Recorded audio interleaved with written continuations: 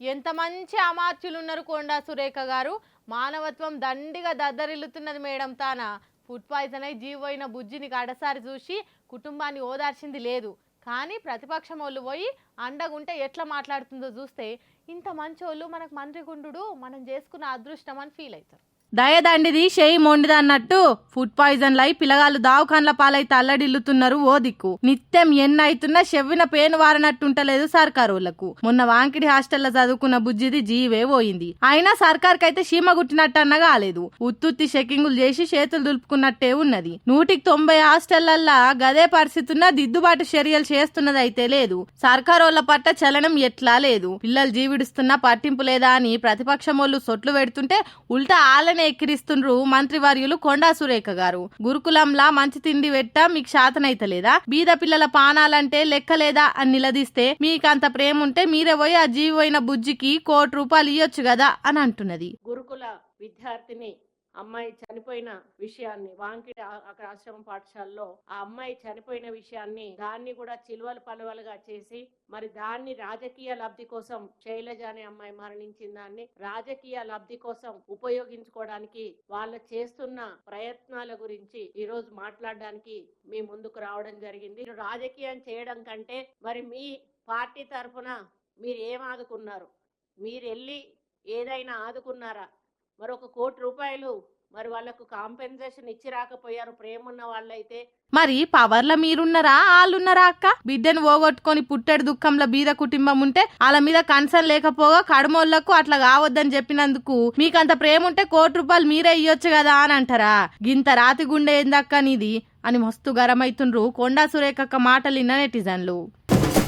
పాపం ఎందుకో ఏమో ఈ ఏడాది ఐకాన్ స్టార్ అల్లు అర్జున్ కు కలిసి వచ్చినట్టే కొడతలేదు. మొన్నటిదాకా ఏపీ ఎలక్షన్ల పవన్ కళ్యాణ్ ఫ్యాన్స్ తోని పంచాది ఉండే. జర్రాది ఒడిచింది అనుకునే లోపే ఇగో ఇప్పుడు మళ్ళీ కొత్త పంచాదికి తెరలేసిందిగా.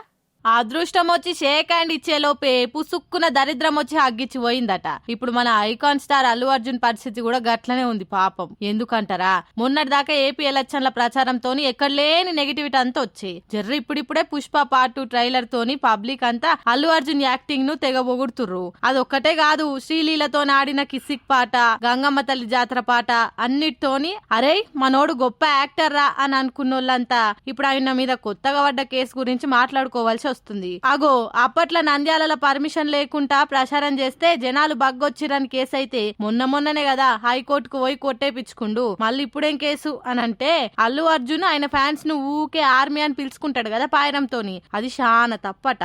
అందుకు గాను ఒక ఆయన జవహర్ నగర్ పోలీస్ టౌన్ లో కేసేసిండు. మళ్ళీ ఎందుకు వేసిండో ఆయననే అడుగుదాం పాన్రి.